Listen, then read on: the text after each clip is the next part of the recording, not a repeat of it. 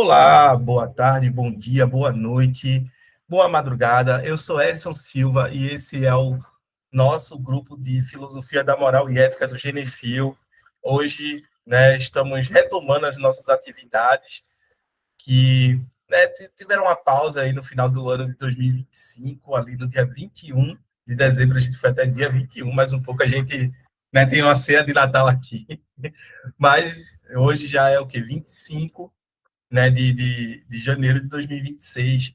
Então, estamos retomando a nossa empreitada aqui de ler a crítica da razão prática, e estamos com o Ronald, com o Vitor Hugo, com o Roberto Carvalho, já visando aqui essa retomada. Está faltando, os nossos guerreiros aqui, Adson, a Daniela, a galera como posso dizer, que está aqui de forma mais corriqueira e que também faz parte do nosso grupo, ajuda aqui nas discussões, na leitura, tá?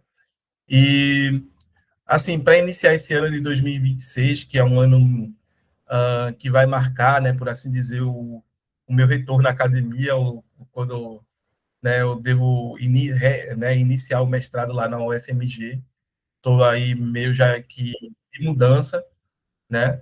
Então, é só para dizer, Antoniel da Silva, não sei quem é Antoniel. Esperar aqui e ver se ele manda alguma mensagem no grupo. Então, é só para deixar sob aviso vocês que vamos continuar, certo, aos domingos, mesmo eu estando em outro estado, tendo outras atividades, porque acredito que não vai interferir. Caso interfira, aí a gente tenta fazer uma reformulação, certo? Até estabelecer um cronograma, onde a gente pode, uh, enfim, estabelecer até um novo método de estudo que é diferente desse, mas aí vai depender, obviamente, de como as coisas vão se configurar, né? Deixa eu ver aqui quem é o Antoniel, porque eu não sei.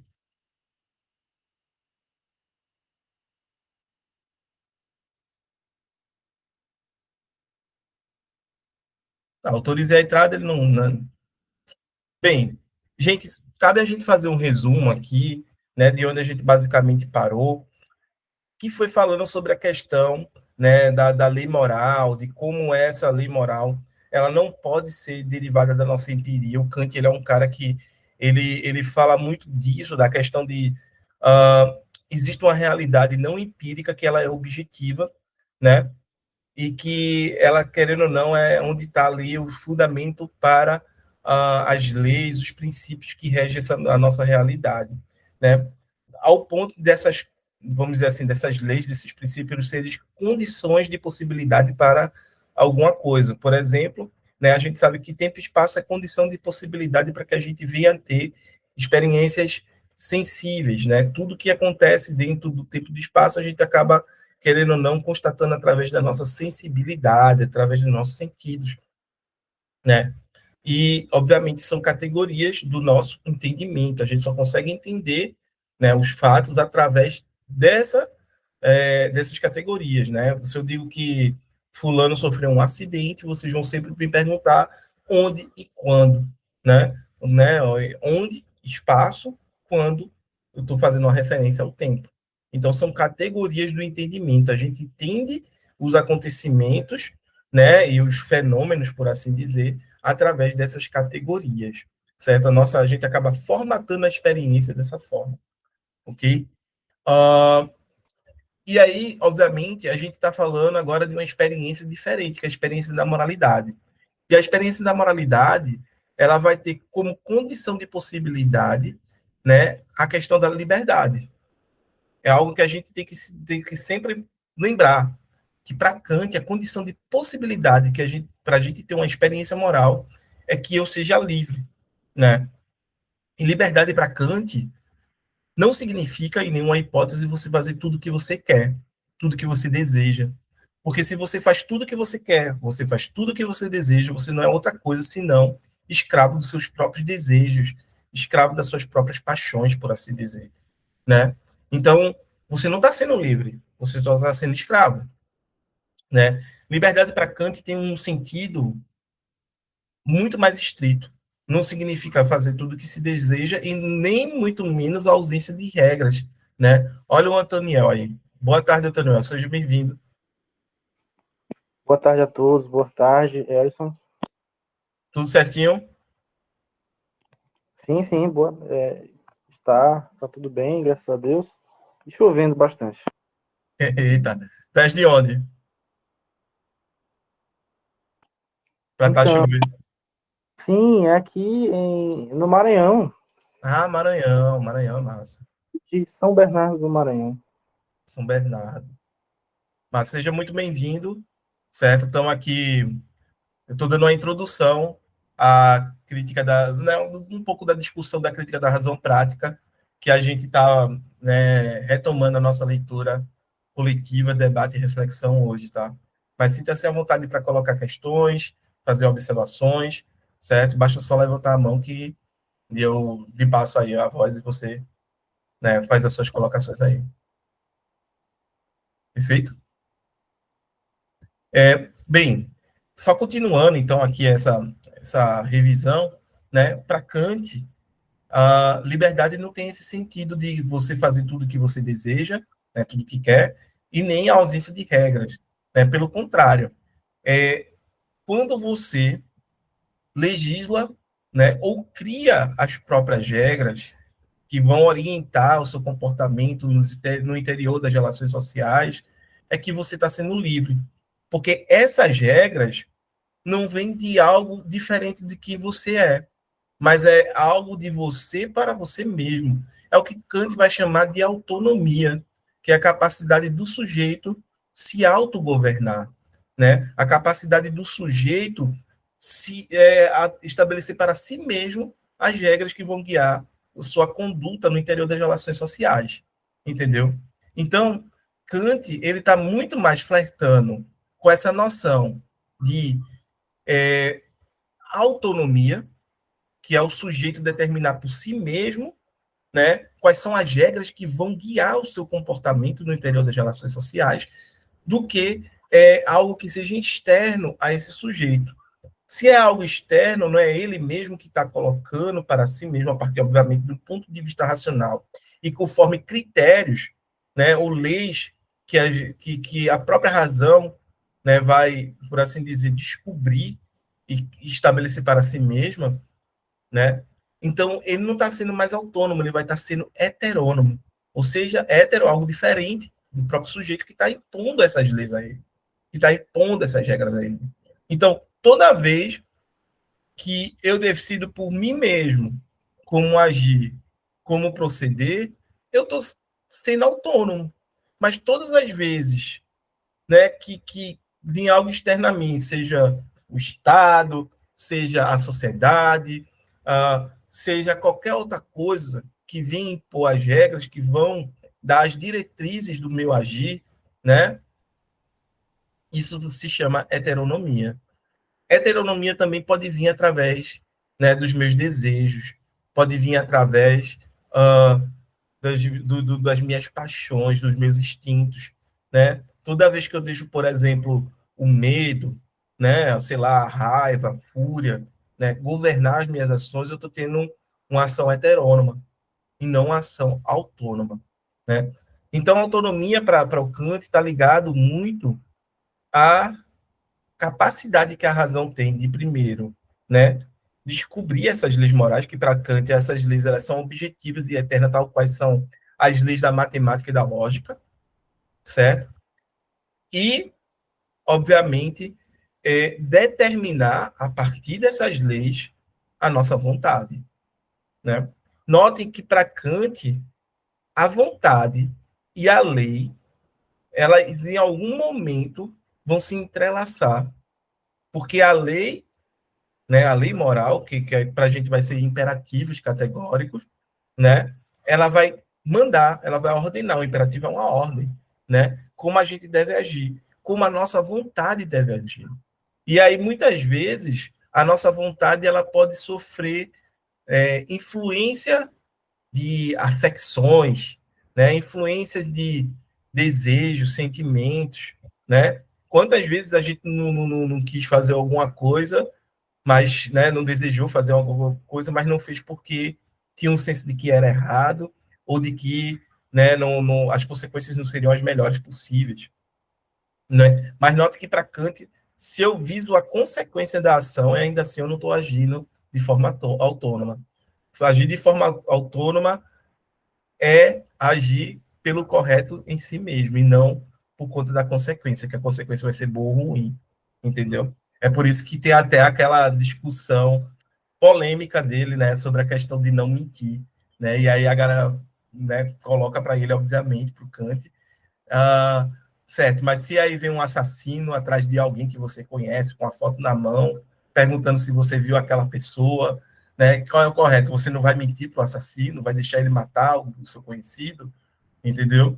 E aí o Kant ele tem que, né, fazer um jogo de cintura para poder responder essa questão, que é uma polêmica do posicionamento moral dele, né? Porque mentir é categoricamente errado, né? Mentir, roubar, matar é categoricamente errado para o Kant. Por quê? Porque eu não posso universalizar nenhuma dessas condutas. Tá? Não pode ser universal. E se não pode ser universal, não pode ser, obviamente, objeto da minha máxima, da máxima da ação.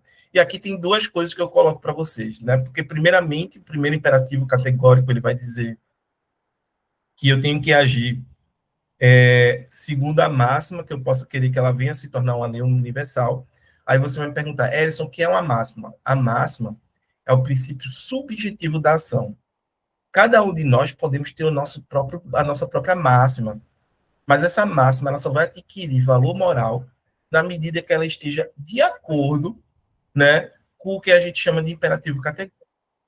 Então, ela tem que estar de acordo com esse imperativo que eu acabei de citar e tem que estar de acordo com a segunda formulação dele, que, por assim dizer, é aquela formulação que lidar com o conteúdo, certo? Que é age de tal forma que sempre leva em consideração a humanidade em tu e no outro, sempre como fim, nunca meramente como meio, né?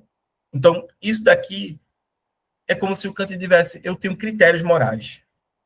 Eu tenho critérios morais para testar a minha máxima, para saber se a máxima ela tem valor de moralidade ou não, né? E se eu posso, obviamente, depositar, né, nela a confiabilidade da ação moral, ok? Gente, só foi um resumo. Vocês gostariam de falar alguma coisa, fazer alguma colocação? Podem ficar à vontade. Sei que é muito natural ter dúvida. Roberto. Ô Edson, eu tô tendo dificuldade aqui o chat. Como é que eu aciono o chat aqui para fazer um questionamento escrito, alguma coisa nesse sentido? Você sabe me dizer? Você está pelo computador ou pelo Pelo smartphone? celular.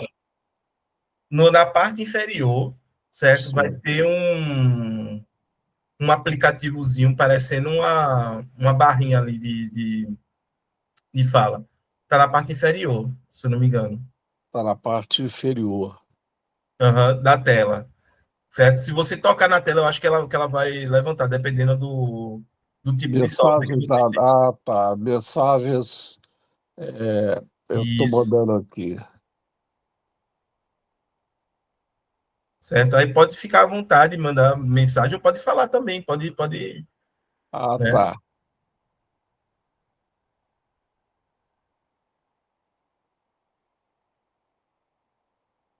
Chegou aí a mensagem? Aham, Ah, tá. Então eu vi como é que funciona, então. Beleza. beleza? Obrigado. Beleza. Ah, certo. É, Alguém? o que é um imperativo categórico? Boa. Veja só, para o Kant existe a lei moral. E essa lei moral, ela é válida para todo ser racional, né? Então, seria válido para todos os seres humanos, porque todos os seres humanos, por pré-definição, são racionais. Seria válida para Deus e os anjos, porque Deus e os anjos, por definição, também viriam a ser racionais, né? E se existisse um ET, né, um extraterrestre, que fosse racional, ele também iria seguir essa lei moral. Mas note que nós, seres humanos, a gente não é apenas racional, né? A gente é finito e imbuído de necessidades. O que significa? Significa que a gente tem limitações, né? A gente começou a existir, um dia vai deixar de existir. A gente não tem um grau de compreensão onisciente, como seria o grau de compreensão divina, né? Então a gente, obviamente, não é infinito. Certo. Segundo ponto é que a gente tem necessidades, a gente tem uma parte empírica, por assim dizer. E essa parte empírica, né, ela tem que ser, de alguma forma, suprida, ela tem que ser atendida. Ela nos constitui enquanto ser. Então, diferente de Deus e os anjos, certo? Né, de qualquer outro ser racional, a gente não tem essa... como posso dizer? A gente não tem, a gente não tem essa vontade pura, mas a nossa vontade muitas vezes ela é atingida por sentimentos, por instinto, né? Eu tenho, né? Eu tenho medo, eu tenho, como posso dizer, raiva, eu tenho outros sentimentos que acabam me atingindo e muitas vezes influenciando o meu comportamento, Aham, certo? E, certo. e muitas vezes isso faz com que eu tome decisões que não seriam decisões racionalmente válidas, né? Do ponto de vista racional, não seriam aquelas decisões que, poxa, a melhor decisão a ser tomada, né? Ou a decisão moral, por assim dizer. Deus e os anjos não têm isso. Eles não são afetados por isso. Então, note que a lei moral ela é válida para todo ser racional, mas para a gente ela meio que, né, capenga. E para isso ela vai para Kant, né? Ela vai se apresentar para nós em forma de um imperativo, né? O que é um imperativo?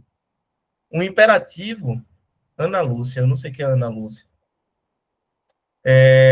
Um imperativo, né, é a forma que essa lei vai se representar para nós. A gente vai reapresentar ela dessa forma. O imperativo, ele manda, né? É uma ordem, né? Faça algo, feche a porta, estude, entendeu? E aí o Kant Certo. ele vai dizer que existem duas formas de imperativo. Um imperativo hipotético e o imperativo categórico. Só que o único imperativo que é moral é o imperativo categórico.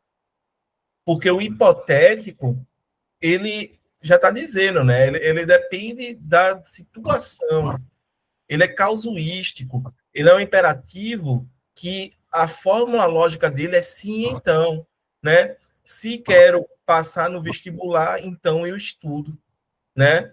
Se quero ter boa reputação, então eu sou honesto, entendeu? Entendi. Tá certo. Aí o Kant diz que isso daí não é moral. Não é moral. Por quê? Porque isso daí tem uma aparência de moralidade, mas no fundo não é moral. Um comerciante que vende ao preço justo para alguém que é experiente, para uma criança que é ingênua e não sabe qual é o verdadeiro valor da mercadoria, né? Ele pode sim estar tá agindo de forma moral, porque ele tem que vender ao preço justo para todo mundo, sendo honesto, ou ele pode é, como é que se diz? Uh, boa tarde, Radson, seja bem-vindo.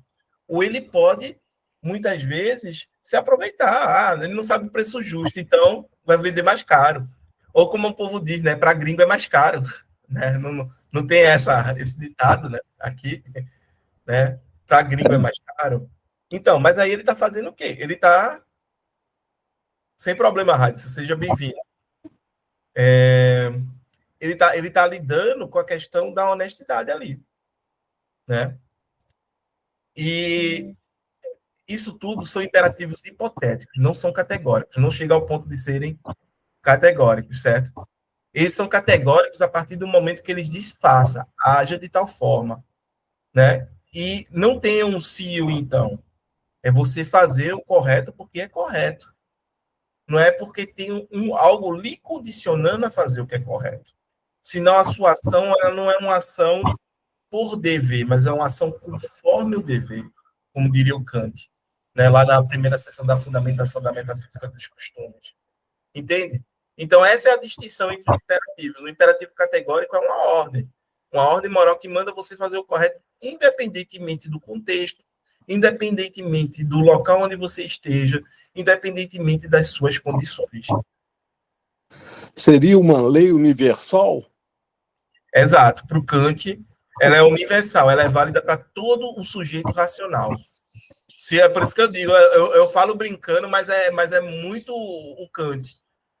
Se existir um ET racional, ele vai seguir a lei moral. Entendi. Beleza, obrigado, Radson. Fique à vontade, viu, Roberto? E Obrigado. todo mundo aí. Rádio, seja bem-vindo, meu amigo. Estamos retomando aqui as nossas atividades depois de um pouquinho mais de um mês, né? Tudo certo. O Rádio falou no chat, mas não falou no...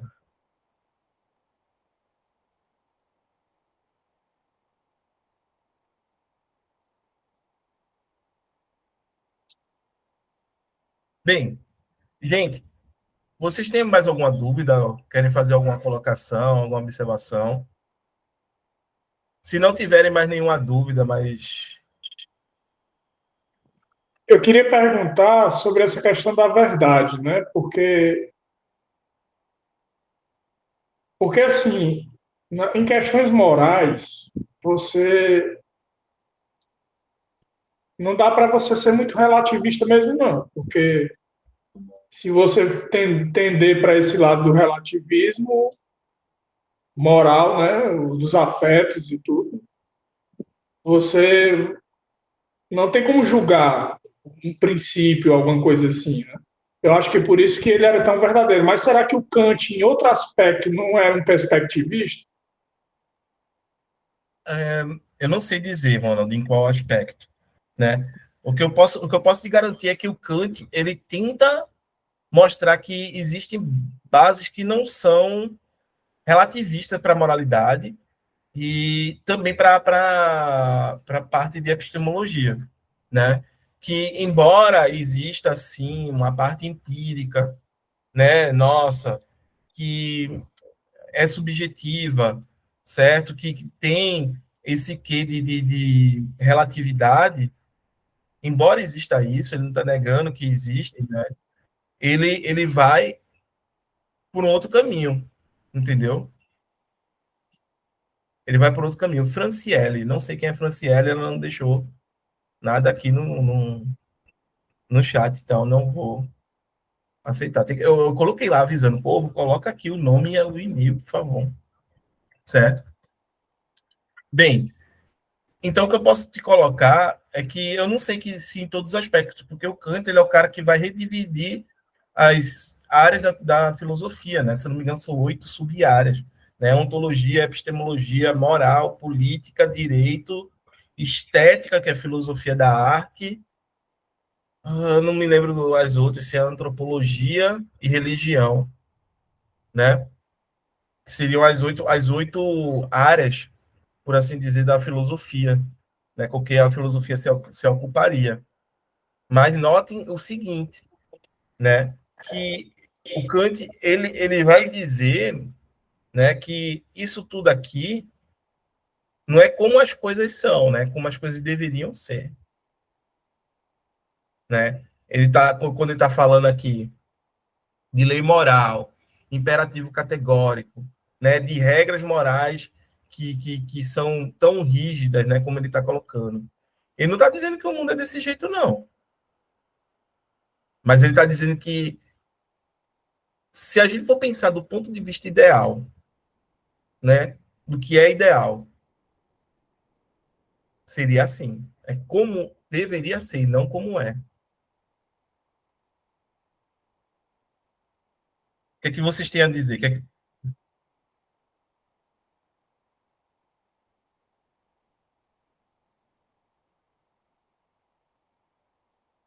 Concordam, discordam do Kant? O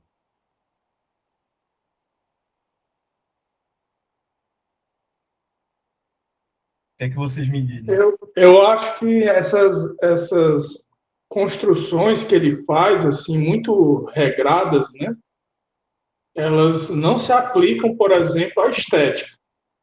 Porque como é que você vai emitir um juízo de gosto? Você vai dizer que gosta de hip hop e o outro gosta de música clássica. Como é que você vai trabalhar com regras desse sentido? O outro cara é certinho e o outro cara é vagabundo? É assim? Não, veja só, porque isso eu até trabalhei em estética com meus alunos no ensino médio, quando tive a oportunidade de dar essa aula, que isso não é necessariamente o Kant, tá? Mas é uma discussão de toda estética. Se o que é belo é uma percepção da mente da pessoa, né, de quem está ali, né, apreciando a obra de arte, ou se é um dado objetivo no mundo, ou seja, a beleza está na própria obra de arte e qualquer um poderia reconhecer a beleza por conta que está contido ali. Em outras palavras, a beleza está nos olhos de quem vê, né? Ou a beleza está lá na obra de arte, na música, no quadro, no filme, etc. Né? E isso é uma discussão da filosofia da arte, tá? Então, é todo um debate sobre isso. Se tem algo de objetivo, né, na obra de arte, ou se não. Na verdade, é quem percebe a beleza ali, quem é capaz de alcançar a beleza, né, daquela obra de arte. Tem gente que fala sobre vinho, né, e aprender a degustar um vinho significa aprender a educar a sua sensibilidade para poder sentir o gosto daquele vinho de forma correta. Da mesma forma, tem gente que fala sobre a educação, né, das artes, que você tem que aprender a apreciar determinados, vamos dizer assim, gêneros musicais, né? Eu me lembro que quando eu comecei a escutar música clássica, né, e fui adaptando o meu ouvido a escutar música clássica, teve um dado momento que eu dizia, cara, o canto, alguém cantando, destrói a música, porque a melodia por si só já é o suficiente. Mas isso é porque eu estava adaptando a minha sensibilidade, estava aprendendo a escutar música clássica. Entendeu? Da mesma forma, quando eu fui escutar rock, né, que eu adorava na minha adolescência rock, principalmente aquele rock bem pesado, né? Eu escutava Slayer, Slipknot, uh, escutava Anthrax, Metallica, né? Que são aquelas bandas bem pesadas de rock. E eu dizia que era incrível e tinha gente que dizia, meu Deus, isso é um barulho, isso é uma cacofonia. Mas eu conseguia alcançar a beleza naquilo dali, né? Escutar System of a Down, né? Ou até mesmo, né, o Slipknot ali, exige de você, entendeu? Exige de você ter uma educação, educar sua sensibilidade para aquilo, para poder alcançar a beleza da obra de arte. Vitor Hugo. Esse assunto da moralidade me fez lembrar algo que eu acho que assim, ela é um pensamento que foi atribuído a Nietzsche, né? Que ele disse assim que é, se por acaso você matar uma borboleta, isso é visto como algo ruim. Sim. E se você matar uma barata, isso é algo bom. Aí ele conclui que a moralidade, né, a ética, e ela tem para ser um tipo de padrão estético, né? Então, aí eu fico pensando, como é que Kant vê isso? Assim, ele falou da música clássica aí, né? Então, o porquê que, tipo assim, ele fala que não é relativo, né? Mas por que que na prática a gente vê essa relatividade das situações, né? Da observação, né? Então, assim, e a pessoa que vê aquilo, ela interpreta de um modo. E ainda que ela deveria estar, assim, ainda que deveria ter uma máxima, né, a ser seguida, e as pessoas interpretam de forma diferente. Isso é interessante, né? Sim, sim, sim. Diga-se de passagem que para o Kant existe uma parte de pedagogia moral, tá? É como se, de alguma forma, a gente fosse ensinado a ser moral. Da mesma forma que a gente pode ser ensinado a gostar de determinada gênero artístico, entendeu? Entender a beleza. É porque é muito interessante algumas discussões, né? Quando a gente para entender que campos estão entrelaçados. Muito se fala da beleza de determinadas atitudes. Fulano agiu de tal forma, veja que beleza, veja que coisa bela, né? Veja que ação louvável, que bela ação ele fez, ele teve. Ou seja, eu estou atribuindo beleza a uma ação moral de alguém, certo? Alguém que foi lá, né? Por exemplo, quem está muito dentro do escopo cristão e fala, né, que uma mãe se sacrificou pelos filhos ali, lutou a vida toda e tudo mais, trabalhou, entendeu? Abdicou de viver os melhores dias da vida dela, né, em festas, etc., para poder, né, dar uma vida digna para os seus filhos, para não deixar nada faltar, dar uma boa educação. Veja que ação, né, bela, digna dessa mãe, entendeu? Ou desse pai que fez tal coisa, entendeu? Então a gente atribui beleza a ações morais, a cumprir obrigações morais. A gente faz isso também, certo? E o que significa que há um ponto de intersecção entre moralidade e estética, entre essas áreas, certo? A gente faz isso. Te respondi, Vitor Hugo. Feito. Edson, Radisson, tudo certinho, meu amigo? tudo certo. Eu acredito que exista uma concepção de moralidade que ela é um pouco vulgar, né? É justamente essa que vocês estavam, né, um exemplo que vocês falaram, por exemplo, de beleza, né? Alguém que entra em um mercadinho, por exemplo, a pessoa está toda bem vestida, está arrumada, né? Aí a camisa social, o sapato social, aí as pessoas olham assim para ela e jamais imaginariam que poderia surgir, né, essa pessoa tão bem vestida, tão arrumada, tão bela, né, como ela está se apresentando ali perante as pessoas, jamais alguém poderia imaginar que uma pessoa dessa poderia produzir uma ação ou um ato que seja, né, que seja feio, que seja errado, né, inadequado perante a sociedade, né, uma ação que não seja correta, né, digamos assim. Agora, a partir do momento que entra num mercadinho, uma pessoa com uma sandália havaiana, com um chinelinho ali, uma bermudinha, um cabelo todo gorduroso, né, digamos assim, acabou de acordar, foi no mercadinho, aí já as seguranças começam a seguir a pessoa, ver o que ela está fazendo, né?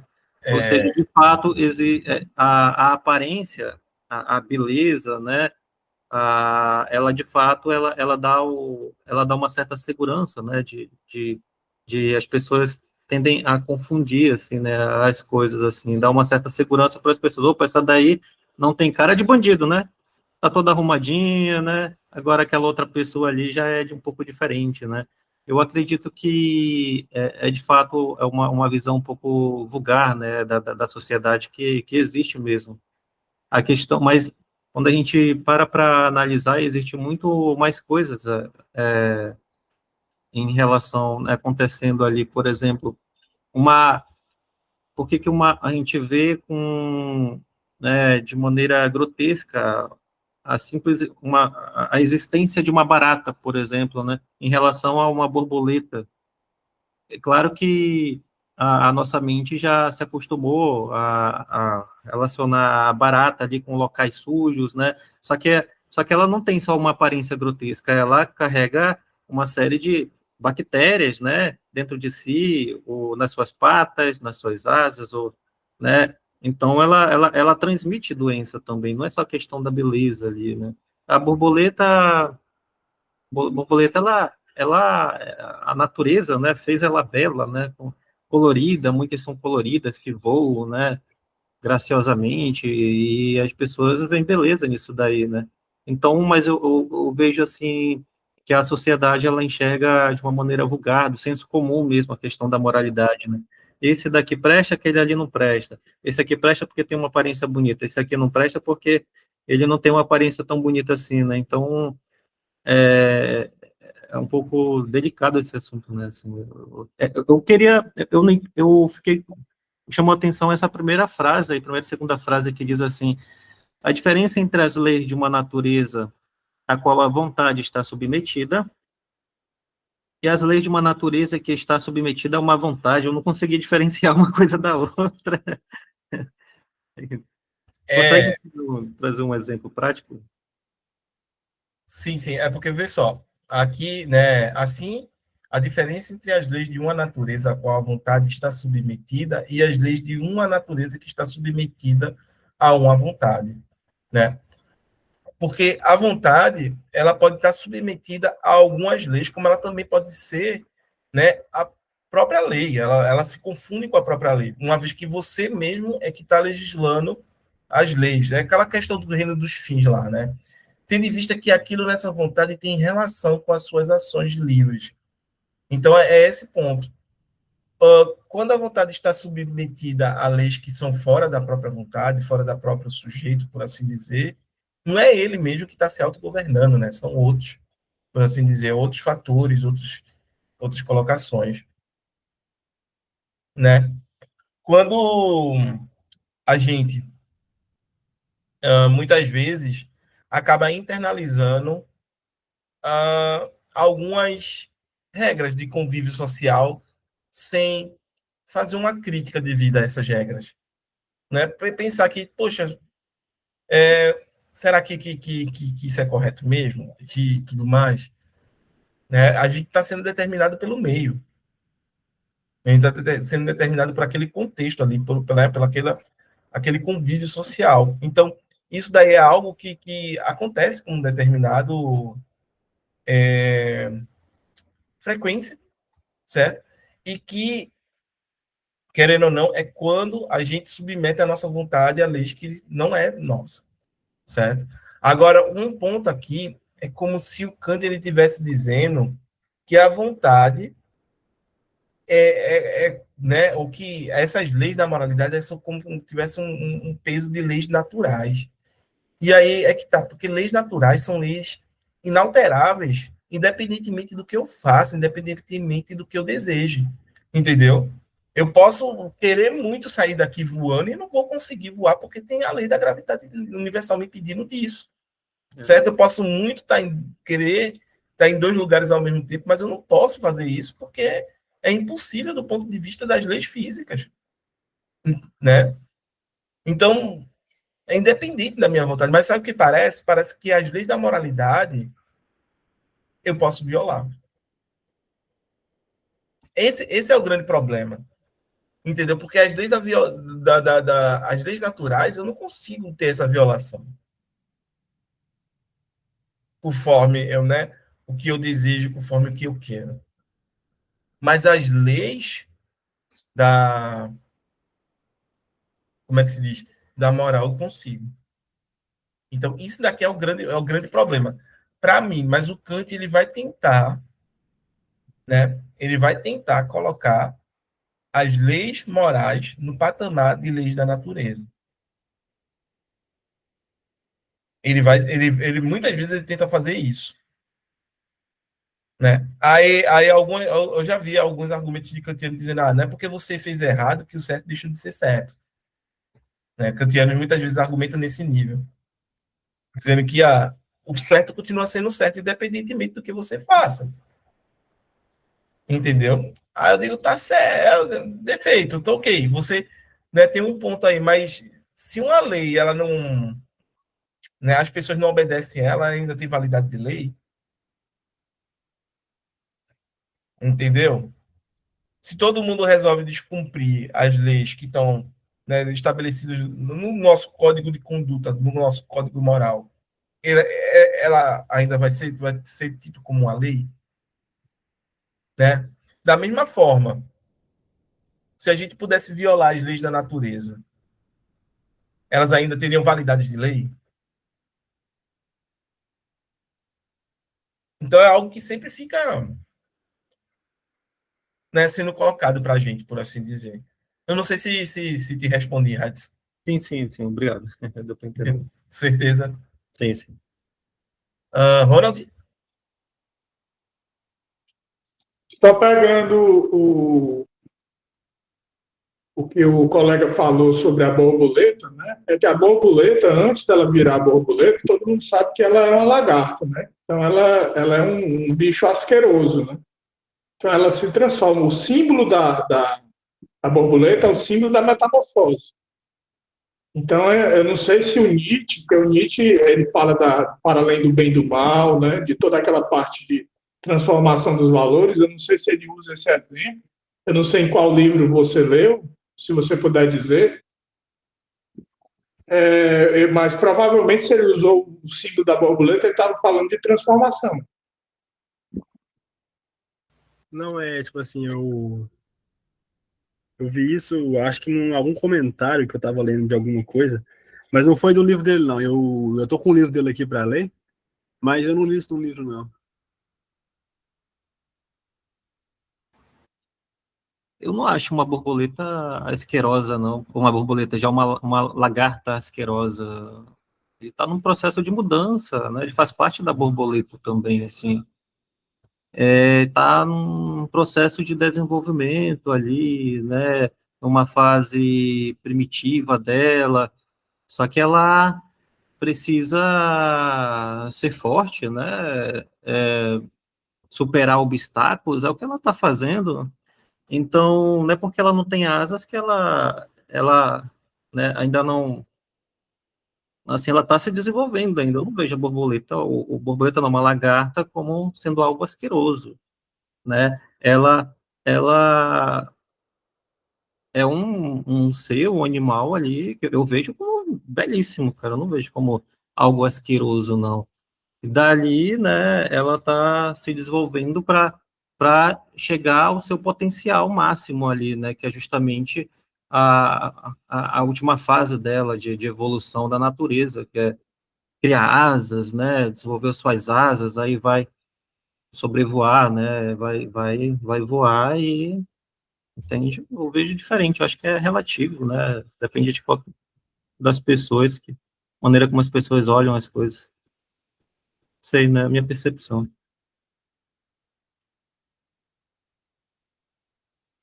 Vitor Hugo, pode falar. Tipo assim, eu acho que a hora que a gente fala assim, tipo assim, né, que na percepção de alguns,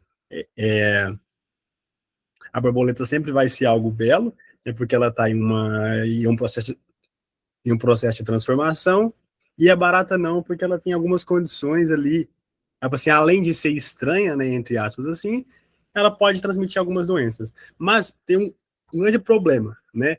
Porque se a gente jogar isso assim a nível tipo assim, humano, né? Então pode-se dizer assim, então, que alguns seres humanos nascem já, tipo assim, predeterminados a ter a possibilidade de se transformar, ou seja, sempre vão ser vistos como algo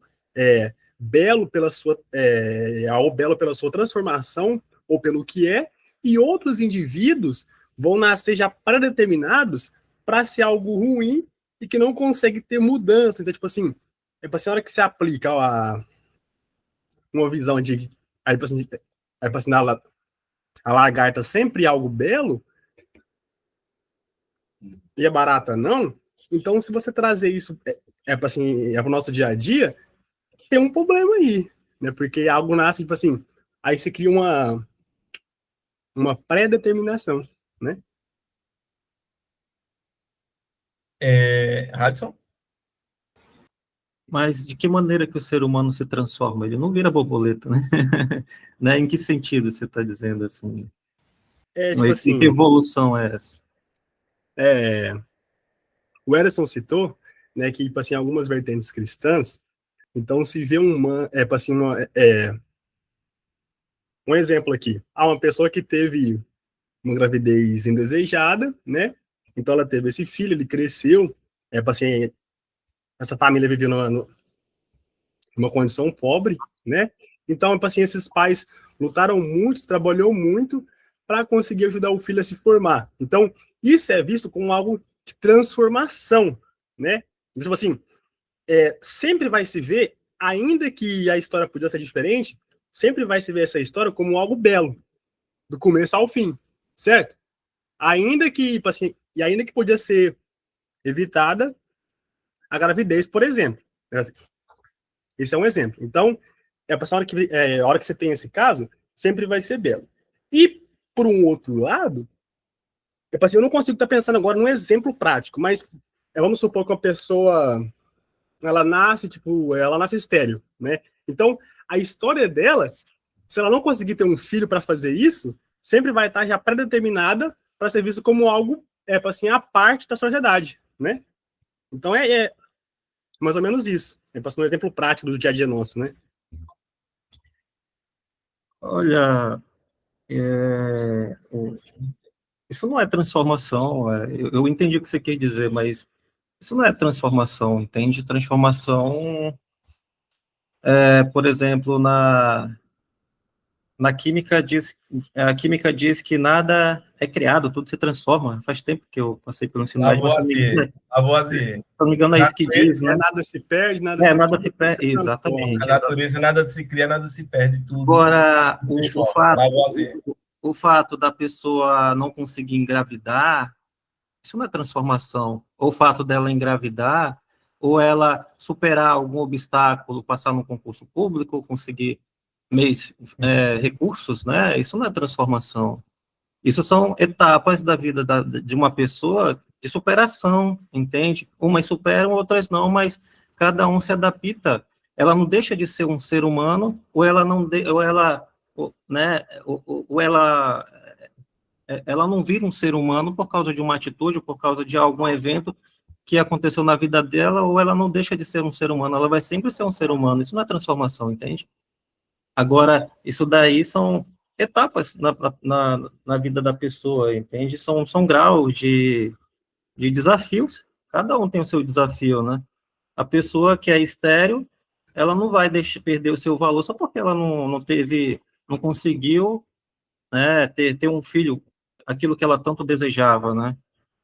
Talvez algum marido sem noção possa descartar a pobre da mulher, porque não conseguiu dar um filho para ele, mas aí já é uma questão de caráter, de valor, né? Já tem uma série de coisas que está relacionada a isso, mas a mulher não perdeu seu valor, né? Assim, eu acho que a palavra não é transformação, acho que isso deveria ser outra, entende? Mas é por causa que no viés religioso, tipo assim, é literalmente visto dessa forma, porque enquanto você não alcança o seu milagre, então você sempre vai ser uma pessoa que não teve uma transformação. E até mesmo, tipo assim, aqueles não convertidos são vistos como pessoas que não sofreram transformação. Ou seja, dá para tirar outro exemplo também, né, de como a religião vê aquele que não é adepto à religião ainda e aquele que se tornou religioso. Tipo assim, então sempre se põe isso. Para ser um indivíduo que ele é transformado, e o outro, que se não se transformar, vai ser sempre aquilo. Aí entra no caso da barata e da borboleta. Mas vamos seguir.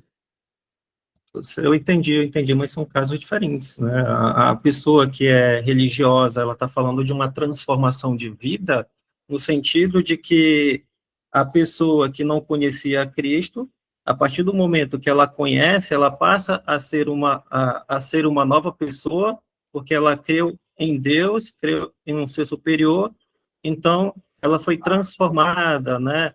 Ela passou a ter uma fé e começou a rejeitar aquela antiga vida que ela levava, uma vida mundana, uma vida de pecado, né? Vida de prazeres. Mas aí note que está diretamente relacionado à moralidade, né? Porque é como se ela se tornasse uma outra pessoa até do ponto de vista moral. Entendeu? Ela não vai mais pecar, ela não vai mais violar Sim, princípios morais. é uma moralidade cristã, né? No caso, é diferente da que o Kant aqui está trazendo, né? Entende? Então, de fato, é uma transformação, porque não é mais o velho homem, como os cristãos costumam dizer. Agora é o novo homem né, renascido ali, novidade divina, né, com novas vestes espirituais, aí sim, é um sentido figurado mesmo, né, entende? Mas, assim, a transformação que a gente estava dizendo antes, acho que não se aplica. Jonas Drummond. Vê, tem o Roberto que quer falar. Ele levantou a mão aqui no chat. E aí depois tem o Vitor Hugo e o Ronald. Roberto, tu queres falar? Tu levantou a mão no chat. Tem até um íconezinho para você levantar a mão também. Esse íconezinho fica onde? É só bater na tela que eu acho que levanta e tá ali. Tem Ah, uma tá, tá. mãozinha assim. Aham. Mas eu achei curiosa essa observação da barata e da borboleta, porque você vê, por exemplo, um bebê, se você colocar uma barata ou uma borboleta perto dele, um bebezinho, talvez ele não tenha esse critério de que a barata seja feio ou nojento, ou alguma coisa nesse sentido, ele vai ter a impressão minha, ele vai ter o mesmo é, atração pela borboleta como para a barata, indiferente do asco que um adulto possa vir a sentir.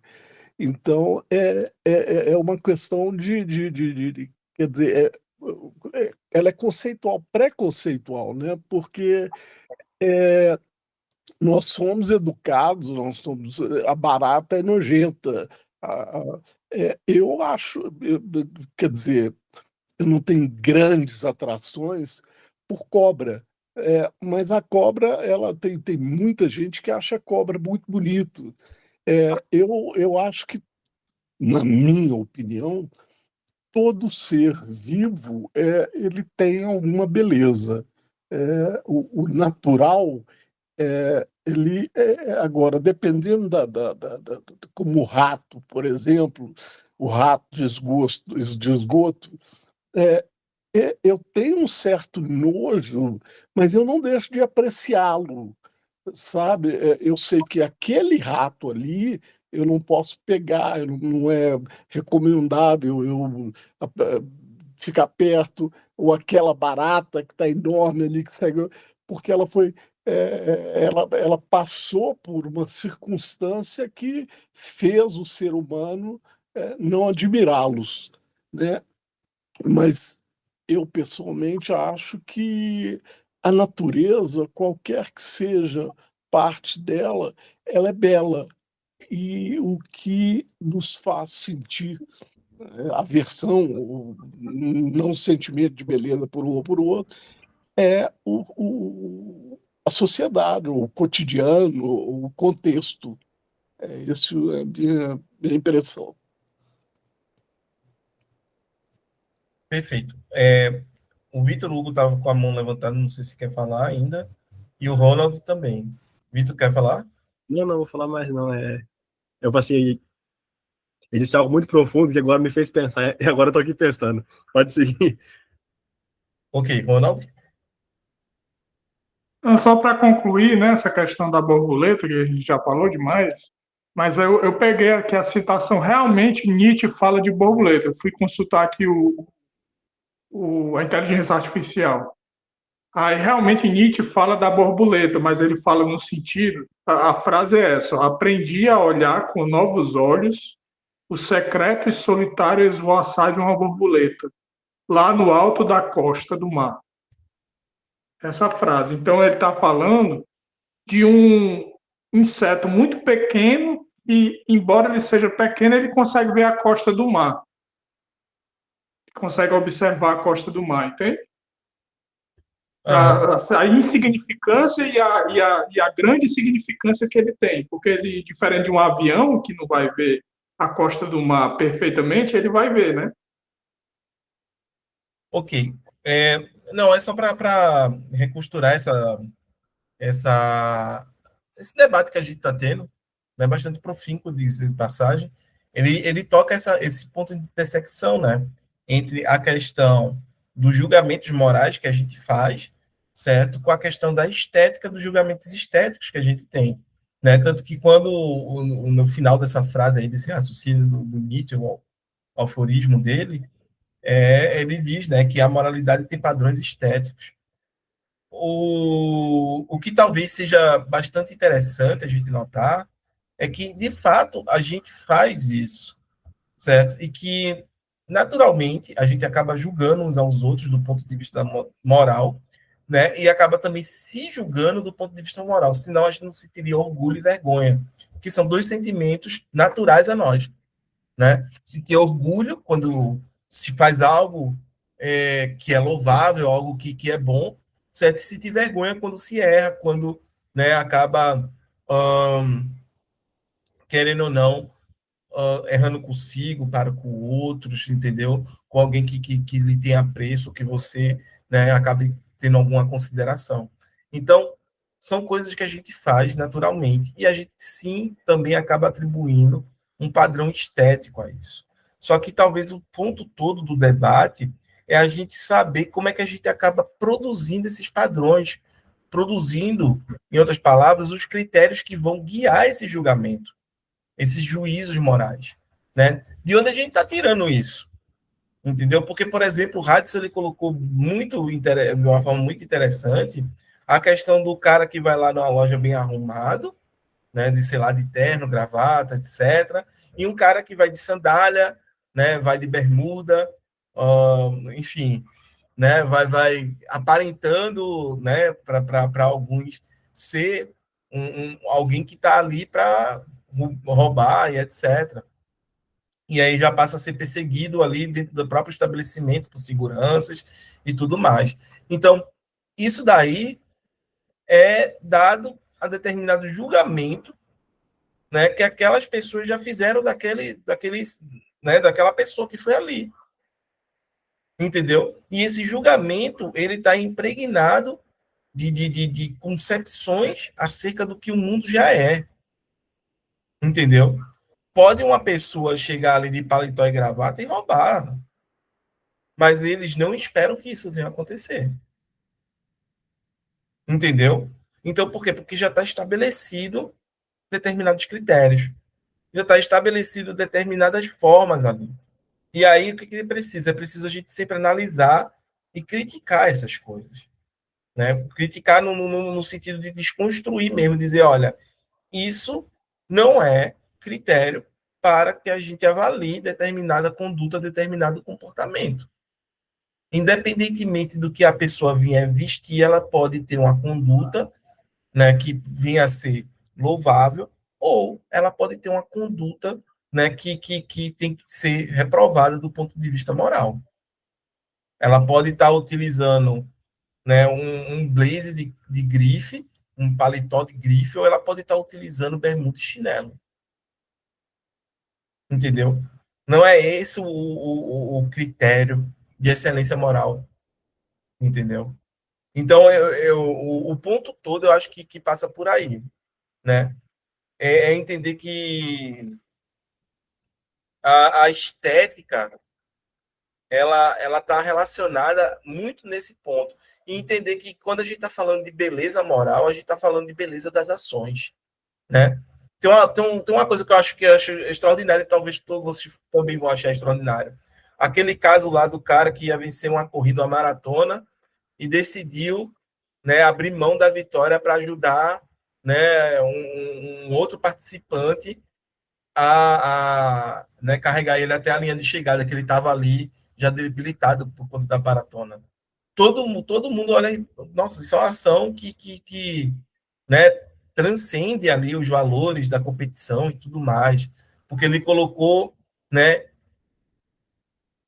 ajudar o outro a completar a prova na frente até do objetivo de vencer a prova ali, chegar numa posição melhor, entendeu? Então isso daí já mostra uma beleza na atitude moral. Muita gente vai dizer, olha, isso é uma atitude bela, entendeu? Antoniel, pode ficar à vontade. Frisando aí o que o meu colega falou, né, a respeito desse ato, a gente pode observar que em um dos filmes, né, Não sei se vocês já assistiram ou se lembram, né? Eu que sou mais novo, acho que sou um dos mais novos aqui da sala, assisti o filme Carros. Em Carros 1, né? A gente tem, lá no finalzinho do filme, essa ação, né? Por parte do protagonista, né? Que ele leva até a linha de chegada o participante que, ao longo, né, da caminhada, da corrida, no caso, ele chegou a capotar, né? E até esse participante, né, que ele foi levado, tinha por nome Rei, né? Rei das pistas. Já tinha ganhado aí vários prêmios, que, se eu não estiver enganado na trama, chamava-se Copa Pistão. E aí a gente pode observar isso, né, na questão da moralidade. Porque um corredor, né, que já tinha muita experiência, ele veio trazendo consigo toda essa questão, entende? E aí, frisando o que você falou, achei muito interessante o que você disse. E realmente, né? Obrigado. Interessante, interessante. Bem, e aí, gente? Mais alguém gostaria de fazer alguma colocação? Então, eu acho que a gente pode tomar a leitura aqui, né? Retomar. E aí, alguém gostaria de fazer as honras de começar a leitura nessa tarde de domingo, início de noite aqui? Posso ler, se quiser. Pode ficar à vontade, Radisson. É o primeiro parágrafo aí mesmo, né? Assim. Aham. Assim, a diferença entre as leis de uma natureza a qual a vontade está submetida e as leis de uma natureza que está submetida a uma vontade, tendo em vista aquilo que, nessa vontade, tem relação com suas ações livres, repousa no seguinte: no primeiro caso, os objetos têm de ser causas das representações que determinam a vontade, ao passo que no segundo, a vontade deve ser causa dos objetos, de modo que a causalidade destes encontre seu fundamento de determinação unicamente na faculdade pura da razão, a qual por isso pode também ser denominada uma razão prática pura. Portanto, são muito diferentes os dois problemas. De um lado, como a razão pura pode conhecer a priori objetos, e, de outro lado, como ela pode ser imediatamente um fundamento de determinação da vontade, isto é, da causalidade do ser racional em vista da efetividade dos objetos, meramente pelo pensamento da validade universal de suas próprias máximas enquanto leis. O primeiro problema. Só um ponto aqui que isso é bem interessante, né? Portanto, são muito diferentes os dois problemas. De um lado, como a razão pura pode conhecer a priori objetos, né? Isso daqui é o problema da crítica da razão pura, né? Como são possíveis juízos sintéticos a priori, né? E do outro lado, como ela pode ser imediatamente um fundamento de determinação da vontade, ou seja, como a razão, essa mesma razão, que conhece objetos a priori, ela pode vir determinar a nossa vontade, né? Isto é, da causalidade do ser racional em vista da efetividade dos objetos, meramente pelo pensamento da validade universal dos seus próprios máximos enquanto leis. O que é isso? Certo? É aquela velha questão de como pode a razão motivar uma ação.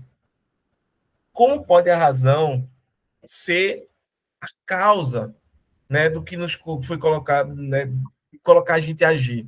Porque, pensem, gente, eu sinto vontade de agir. Eu não penso vontade de agir. Sentir é do âmbito da empiria, do âmbito dos nossos desejos, das nossas emoções, dos nossos afetos. Agora, pensar é do âmbito da racionalidade. Então, eu penso vontade de tal coisa ou eu sinto vontade de fazer tal coisa, né? Normalmente a gente vai dizer que a gente sente. O Kant, ele já tentou resolver esse problema da motivação moral. Como? Dizendo que a gente, que a razão, ela vai criar para a gente um sentimento de respeito à lei, um sentimento artificial. E esse sentimento de respeito à lei é que vai nos colocar a agir. No entanto, parece que aqui ele vai por um outro lado, ele vai tentar formular uma outra solução para o mesmo problema. Mas note que o problema não parou de se apresentar, né? Ele continua sendo um problema. E aí a gente sempre olha que o ponto é a mesma razão aplicado a objetos diferentes. No primeira crítica está a razão pura sendo aplicada aos objetos do conhecimento. Na segunda crítica está a mesma razão pura sendo aplicada à vontade e querendo compreender quais são as leis dessa vontade. Quais são as leis que regem a vontade, que vinham a reger a vontade para que ela seja moral, né? Perfeito, gente? Adson pode continuar. Ok. O primeiro problema, enquanto pertencente à crítica da razão especulativa pura, exige primeiramente que seja explicado como são possíveis a priori intuições, sem as quais absolutamente nenhum objeto pode nos ser dado e, portanto, também nenhum objeto pode ser conhecido sinteticamente. E a solução desse problema consiste em afirmar que as intuições todas são apenas sensíveis, não tornando possível, portanto, nenhum conhecimento especulativo que vá além do que a experiência possível alcança, e em afirmar que todos os princípios daquela razão pura especulativa não fazem, por isso, nada além do que tornar possível a experiência, seja dos objetos dados, seja daqueles que poderiam nos ser dados ao infinito, mas que nunca são completamente dados. Perfeito. Né? Aqui o Kant está lidando com a série de noções que são estabelecidas na crítica da razão prática, na primeira crítica, ou pura, que é a primeira crítica. Né? Primeiramente, essa noção de intuição, que é uma intuição para o Kant. Intuição é tudo aquilo que a gente acaba aprendendo sem a necessidade de um raciocínio demonstrativo. Ou seja, a gente apreende de forma direta, de forma imediata, e não de forma, né, de forma mediada. Como assim? Tá obscuro, né? Vamos tentar esclarecer aqui a coisa. O ponto é que eu posso apreender algumas coisas sem dar uma definição, sem dar um conceito, né? Por exemplo, eu não consigo conceituar as cores, entendeu? Se alguém me perguntar o que é o azul, eu vou e mostro algo que é azul. Se alguém vier e me perguntar o que é o branco, por exemplo, eu vou e mostro aqui, ó, a parede é branca, entendeu? Isso daqui é uma intuição sensível. Eu estou aprendendo sem a necessidade de um raciocínio demonstrativo. Eu estou aprendendo sem a necessidade de eu dar uma definição, certo? Então, isso é uma intuição sensível. Mas, Era, se existe uma intuição não sensível, uma intuição intelectual? Sim. Princípios matemáticos, princípios da lógica, né? Lembre-se que quando Aristóteles está lá falando do princípio da identidade, princípio da não contradição, princípio do ter sido excluído, ele diz que é impossível demonstrar esses princípios. Porque se eu demonstro o princípio, ele deixa de ser princípio. Ele não é mais um princípio, ele é, né, algo depois do princípio, certo? E que né, ele chega até a falar que saber disso é até, né, você saber, quando se deve perguntar sobre isso, é até questão de educação e tudo mais. Mas, no fundo, o que, é que Aristóteles está dizendo? É que esses princípios eu acabo intuindo eles intelectualmente. Entendeu? Eu chego neles pela intuição intelectual. Eu sei que tem um princípio de identidade, porque cada ser, cada coisa, ela é igual a si mesma e diferente de todas as outras, por mais parecida que elas venham ser. Né? Eu sei que o princípio da não contradição diz que eu não posso afirmar algo e logo depois negar o que acabei de afirmar. Senão a minha frase ela não vai ter sentido nenhum, eu vou estar me contradizendo. Né? Eu sei que algo ou é verdadeiro ou falso. Então isso são intuições. Intuições o quê? Intelectuais. Kant, ele vai dizer que eu consigo ter intuições a priori. Não é só uma intuição intelectual. Quando ele fala a priori, significa que são intuições que antecedem toda a nossa experiência sensível. E por isso que são condições de possibilidade para essas experiências. E aí, quando ele vai introduzir, obviamente, a noção de tempo e de espaço, né? São intuições sensíveis. Eu acabo intuindo o tempo e espaço. Por quê? Porque é inconcebível eu pensar a realização de qualquer fenômeno, de qualquer acontecimento, fora do tempo e do espaço. Em outras palavras, fora do tempo e do espaço, eu não consigo conhecer nada. Eu não consigo aprender nada. Então, são intuições intelectuais a priori. Me fiz entender, gente, aqui? De boa? Certo? Então, isso daqui já está, obviamente, né, entrelaçado com toda essa teoria do Kant, né? Porque, ó, todas são apenas sensíveis, né? Não tornando possível, portanto, nenhum conhecimento especulativo que vá além do que a experiência possível alcança. E em afirmar que todos os princípios daquela razão pura especulativa não fazem por isso nada além do que torna possível a experiência, seja dos objetos dados, seja daqueles que poderiam nos ser dados ao infinito, mas que nunca são completamente dados, né? É a distinção aqui dele que vai ser entre nomínio e fenômeno. Por quê? Gente, eu nunca vou ter acesso à coisa em si. A coisa em si é o que é? Isso é a essência das coisas, a natureza das coisas, se a gente for falar como os antigos, Platão e Aristóteles falariam, ok? Eu não tenho como conhecer a natureza das coisas. Isso daí é uma proposição metafísica que o Kant ele acaba rejeitando, né? Ele acaba dizendo que a gente não tem essa condição, porque isso daí seria falar da coisa em si. E o que é que eu tenho? Eu só tenho acesso à representação dessas coisas. Em outras palavras, eu só tenho acesso como essas coisas elas se apresentam segundo as categorias do meu entendimento. E daí ele não falar mais de nomeno, que é o âmbito da coisa em si, da natureza, da essência das coisas, mas de falar de fenômeno, né? De fenômeno. Tudo que apresenta-se a mim é o fenômeno. Perfeito? E é tudo que a gente tem acesso, né? Em outras palavras. Seguimos?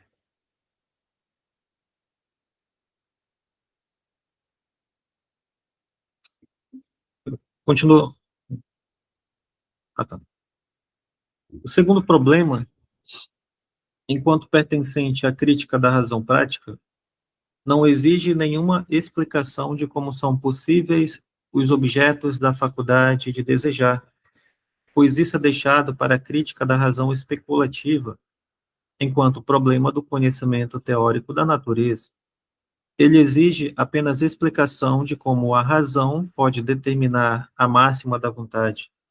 Se isso acontece apenas por meio de representações empíricas, enquanto fundamentos de determinação, ou se a razão pura também seria prática e uma lei de uma ordem natural possível, que não pode de modo algum ser cognoscível empiricamente. A possibilidade de uma tal natureza suprassensível, cujo conceito pode ser ao mesmo tempo o fundamento da efetividade dessa natureza mediante nossa vontade livre, não precisa de nenhuma intuição a priori, de um mundo inteligível, a qual, nesse caso, enquanto suprassensível, teria também de ser impossível para nós, pois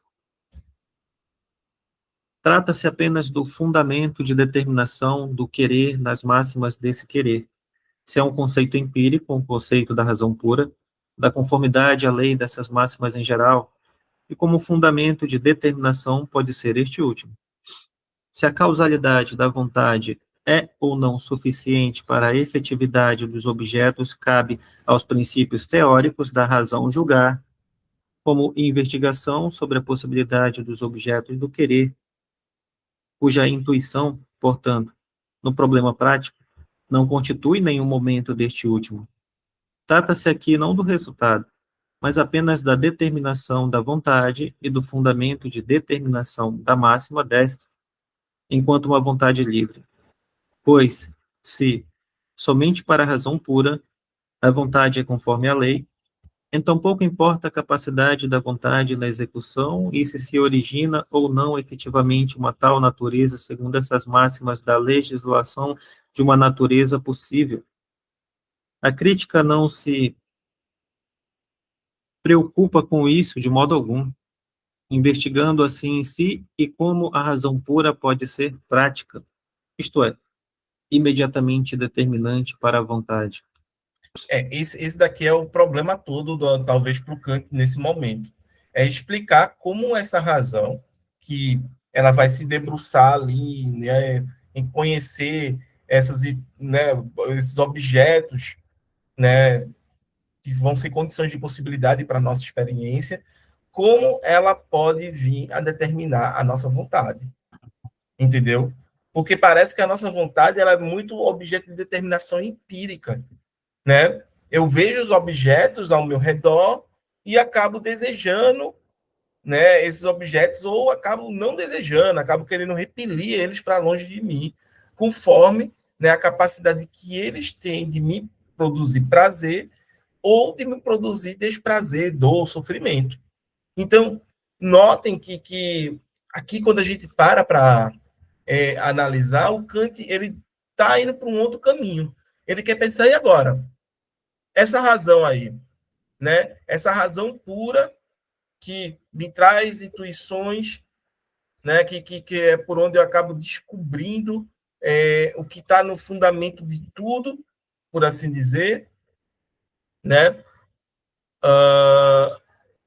Como agora ela pode se relacionar com essa vontade, que é a base, né, da moralidade. Note que aqui o Kant está sim questionando, em outras palavras, como pode essa razão determinar a vontade? Como pode ela colocar a vontade a agir? Né? E ainda assim ser livre, né? E aí, o que é que vocês acham, minha gente? Tá dando para entender, tá? Vocês estão conseguindo acompanhar, tá de boa?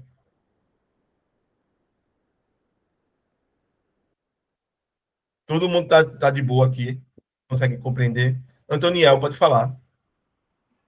Então, Erison, pelo que eu percebi na sua fala, né, e na obra de Kant, né, que ele quer trazer algo, né, para a questão da experiência e do método, né, kantiano.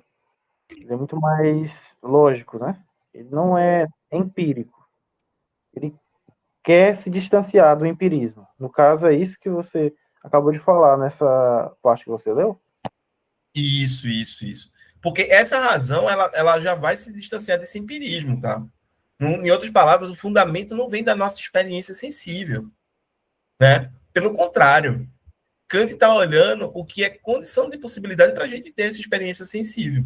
Seja essa uma experiência de conhecimento, ou seja, essa uma experiência moral.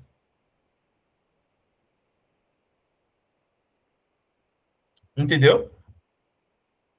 É estranho, né? Porque quando eu falo condição de possibilidade, o povo sempre, nossa, dá volta no olho assim, como se, tipo, o que é isso? Né? É uma condição para que isso venha a acontecer, para que seja possível de acontecer.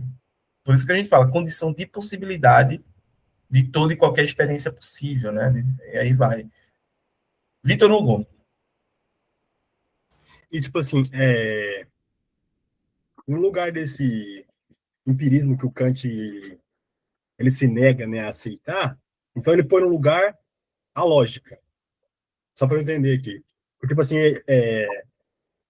ele se afasta desse empirismo para tá concebendo o mundo, né? E ele põe o que no lugar disso? Porque, tipo assim, eu não leio muito de Kant, né? Apenas alguns textos lá aqueles da metafísica, mas não muito mais, né? Então, esse texto aqui em específico, Ele substitui o empirismo pelo quê? Aí é uma ótima pergunta essa. Porque o que o Kant está colocando é que existem princípios que eles estão fora do espaço do tempo e que a gente só pode contemplá-los através da razão, ou chegar à compreensão deles por via do exercício da racionalidade, né?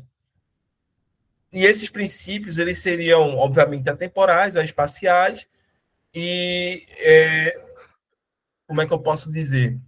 E eles não modificariam, eles não sofreriam alteração do tempo, por assim dizer, né? E nem da localização geográfica e tudo mais. Tal quais são os princípios da matemática e da lógica, entendeu? Você queira ou não queira, mas matemática e lógica parece ser universal. E o que o Kant está procurando é isso, algo que seja universal e necessário, né? Essas duas palavras, universal e necessário, elas ecoam muito, que é como o Kant quer chegar aí.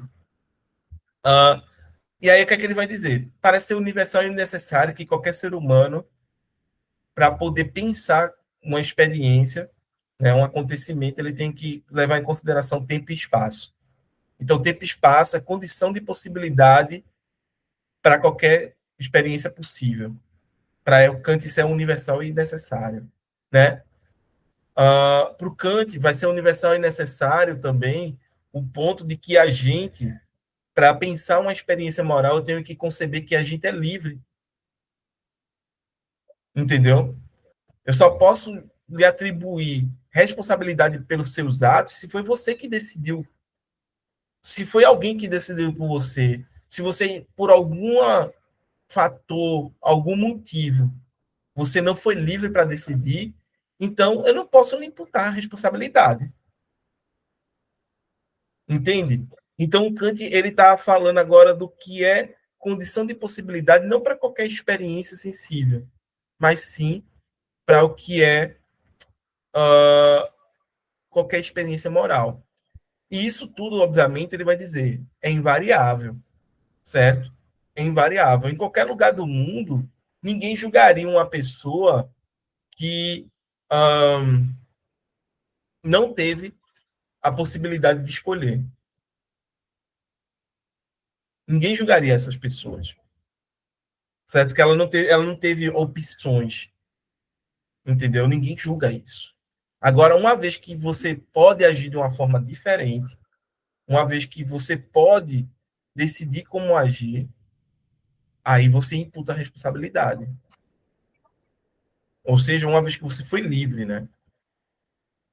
Entende, Vitor Hugo? Então, assim, note que é metafísica que o Kant está fazendo, tá? Descaradamente ele está fazendo metafísica, mas não aos moldes tradicional. Ele não está falando sobre a essência, ele não está falando sobre a natureza das coisas, ele não está, como os medievais, né, tentando estabelecer a essência de Deus, a natureza de Deus, para poder dar suporte a todo o sistema teórico dele. Mas ele está indo por um outro caminho, para poder dizer que, olha, mesmo que eu não possa provar a existência de Deus, mesmo que eu não possa ter aqui como critério moral ele, eu ainda assim tenho acesso à moralidade, porque eu sou um sujeito racional. E para o Kant é como se não existisse nada mais de universal entre os seres humanos do que a racionalidade. Todo ser humano é racional. Não importa se ele é brasileiro, não importa se ele é alemão, se ele é japonês, entendeu? Se ele é sul-africano. Todo ser humano é racional. Me fiz entender. Antoniel. Então, eu achei interessante. Vocês estão conseguindo me ouvir? Estamos. Então, eu achei interessante o que o Kant vem falando, né? Sobre essa questão da metafísica entrelaçada entre a questão da moralidade, entre a questão da racionalidade, certo? E dos conhecimentos matemáticos, né? E isso é somente um comentário, né? Claro. Eu percebi que vai contrastando, né? Com o que nós das ciências humanas, por assim dizer, a antropologia e a sociologia, né, nós estudamos, porque nós procuramos nos distanciar muito do que dos dados exatos, né, dos dados matemáticos, e já nos entrelaçamos, nos aproximamos do empirismo, entende? Nessa questão. E eu achei muito interessante, né, que ele vem falando aí, que nessas questões das leis práticas e da razão, né, e da sua efetividade, ela vai ligando com a questão do metafísico, né, do que é o metafísico. Não sei se vocês conseguiram entender o que eu falei, mas Sim, sim, sim. e mais ou menos dessa forma, entende? Sim, sim. É porque é como se houvesse, certo? Quando a gente pergunta o que é a razão para Kant, a gente vai dizer que, olha, é a faculdade de fundamentar conceitos e determinar a vontade, né? E isso daí, ele vai dizer que muitas vezes a gente está lidando com dados que são universais e que não está mesmo dentro da empiria. Porque a empiria, ou a experiência, ela traz variáveis, né? Ela não é algo exato como, por exemplo, são as fórmulas da matemática ou como são, né, os princípios da lógica. Então, que não permite essa variabilidade, diga-se de passagem, né? E por exemplo, quando a gente olha para a empiria, a gente pode dizer, olha, existe uma multiplicidade de valores culturais que vão fundamentar os critérios morais para aquelas comunidades, para aquelas sociedades que ali, né, vivem. Então, por exemplo, se você pega, né, para ter um exemplo claro, você pega muçulmanos, entendeu? E pega a galera que é, como posso dizer, que é cristão radical, né, vocês vão ver uma disparidade gigante de valores, de costumes, de modo de como compreender o mundo, certo? E isso porque a gente está falando de duas religiões monoteístas. Imagine se a gente vai falar de religiões que são politeístas. Então a gente já está, né, indo para um outro caminho. Imagine se a gente agora vai ah,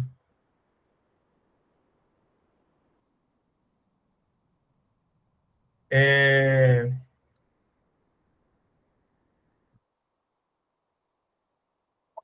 imagina agora se a gente vai para outras pegadas. Alguém falou alguma coisa?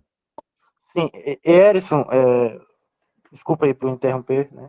Mas porque isso vai gerar um conflito, né? Um conflito de epistemologias, pode-se dizer assim? Um conflito epistemológico, um conflito de valores éticos, morais, entendeu? Por quê? Porque a gente vai ver que algumas sociedades, como por exemplo a sociedade dos esquimós, eles lidam com a questão do idoso de forma diferente do que a nossa. Né? Eles, literalmente, eles pegam uma pessoa idosa e colocam dentro em cima de um trocinho de gelo e se despede lá dela. E lá aquele idoso vai morrer. Entendeu? Eles têm a questão de serem poligâmicos, eles têm a questão como posso dizer, de matar crianças que nascem com algum tipo né, deficiência, seja ela cognitiva ou física, porque não vai conseguir, né, viver naquelas condições, né, extremamente difíceis. Então, se você, por exemplo, na nossa sociedade, né, mata um idoso porque ele já, né, já deu o que tinha que dar, você está cometendo um crime gigantesco, velho. Você vai ser, falando sério, você vai ser execrado diante da sociedade civil, entendeu? Se você mata uma criança por ela ter alguma deficiência cognitiva ou física, eu posso dizer que você está cometendo um crime, não só um crime, mas você está cometendo um absurdo moral gigantesco. Mas isso é porque é empírico, entendeu? Varia. Uma sociedade vai julgar de uma forma, outra sociedade vai julgar de outra forma, porque está dentro da empiria. O que ele quer dizer? Ele quer dizer que, independente da empiria, existem alguns princípios morais que são universais. Mas talvez o grande problema do Kant é querer que esses princípios eles sejam inflados demais. Entendeu? É querer que eles sejam categoricamente válidos, como ele coloca no imperativo categórico, ou seja, é válido para qualquer um, em qualquer lugar, em qualquer contexto. Talvez esse seja o grande problema aqui do Kant, né? E que ele tem que lidar com esses problemas, já que ele comprou a briga, ok? Mas é você pensar que, será que existem princípios que possa permear todas as culturas? Princípios morais. Cara, desculpa aí por atrapalhar de novo, mas essa questão de colocar tudo em uma simples caixa e trazer a padronização, né, é algo muito, muito, muito, muito complicado. Chega a ser até perto da lógica, né, chega perto da lógica capitalista. Não, muita gente, já vi gente dizer que chega perto do nazismo. Isso daí, né? Sim, pode-se dizer, né, porque se você unificar tudo, Tentar né, tornar tudo homogêneo. não vai ser humanidade, né? Vai ser algo unitário, não humanidade, né? Unitário. Pode-se ser dessa forma, né? E aí eu não consigo nem imaginar, né? Eu não consigo imaginar. E é muito difícil, entende? É muito difícil imaginar algo nesse sentido. É, assim, há pessoas que vão argumentar, tá? Que, por exemplo, existe uma regra de ouro que faz com que a gente possa pender a uma universalidade. Por exemplo, né, dizem que determinada regra de ouro está na Bíblia, aparece lá nos escritos antigos de pensadores da filosofia asiática, também apresenta-se, né, dentro da filosofia africana, né, que é aquela regra que diz que não faça com o outro aquilo que você não quer que faça consigo, né? E que isso talvez seja algo universal. Eu não sei em que medida a gente pode dizer que isso é universal ou universalizável, né? Mas talvez seja um critério, né, que trace essa possibilidade, ou que comece, né, dar pano para uma reflexão de que é possível a gente pensar algo que venha a ser universal. Diria que Kant não concordaria com isso, sabe por quê? Porque você está colocando você como, e não o ponto de vista racional como critério. Você está colocando a sua subjetividade primeiro e não a universalidade da racionalidade. Vitor Hugo. E algo muito interessante, já você falando desse negócio de universalizar, é a gente reparar, né, a maneira com que, tipo assim, diversos impérios que já existiram no mundo, né, e a maneira como eles sempre tiveram, tipo assim, como máxima, né, tá levando, nem que for o idioma ou a própria cultura a todos os indivíduos que, né, no mundo, pode-se dizer, né, assim foi com Roma, né, e com vários outros impérios que surgiram, que é o quê? O interesse de criar esses padrões universais, né, só que até hoje, ainda hoje se tem, por exemplo, o inglês, né, o idioma inglês, na maneira como ele está hoje, né, o atual contexto social do mundo, né, da geopolítica, você percebe que o inglês ele é uma tentativa, eles tentam levar ele ao mundo inteiro, ou seja, está criando, já está fazendo com que o inglês se torne algo universal, né? Mas só que eu reparo assim que até hoje, eu acho que não é possível ver algo universal, né? Tipo assim, e ainda que se tenha tentativas, não existe máximas universais, né? Seja ela cultural, né? Idiomática, não existe. É um grande problema aí, né? A gente sempre tem problemas quando se tenta universalizar, exatamente, né, por conta que é uma tentativa de tornar homogêneo algo que é heterogêneo, que é a humanidade. A gente tem que olhar que talvez o que todo mundo tem, né, que todos os povos, que todas as culturas têm de igual, é exatamente o fato de a gente ser diferente. Entendeu? Talvez seja esse ponto. Mas aí é que tá. Se a gente tem isso, né, de igual, o fato de a gente ser diferente, então a gente parece ter um ponto de partida aqui para discussão, para o debate. Entendeu? Se não é estabelecendo um princípio máximo, né, um princípio categoricamente válido, que seja um princípio mínimo de tolerância, né? E aí a gente poderia colocar não que, né, com um princípio não é como se a gente tivesse que amar os outros e tudo mais, mas tolerar uns aos outros, né? Tolerar no sentido de não se matem, não se destruam, né? Tolere pelo menos a existência do diferente, do oposto, né, ao que você é. E aí, obviamente, a gente está estabelecendo o quê? Um princípio moral que ele pode vir a ser universalizável, né? Que ele é universal, mas é que ele é universalizável, entendeu? Ele pode, a universalidade ela pode ser construída, entendeu? E não imposta, e não descoberta, como o Kant coloca. Mas assim, né? Isso que a gente está colocando, e que eu estou colocando também, já tem outros pensadores atuais, né? Como o Habermas, o Ernest Tugendhat, que trabalham isso, entendeu? Que vai falar sobre exatamente esse ponto de uma universalidade que ela é construída. É algo que é universalizável, não que ela é descoberta e imposta, que tem, por assim dizer, um certo quê de autoritarismo dentro dela. Perfeito, gente? Eu não sei se me fiz entender.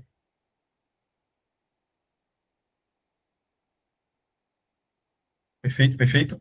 Ótimo. Deixa eu ver aqui. Acho que dá para a gente dar uma avançada, ler mais um pouquinho esse parágrafo aqui.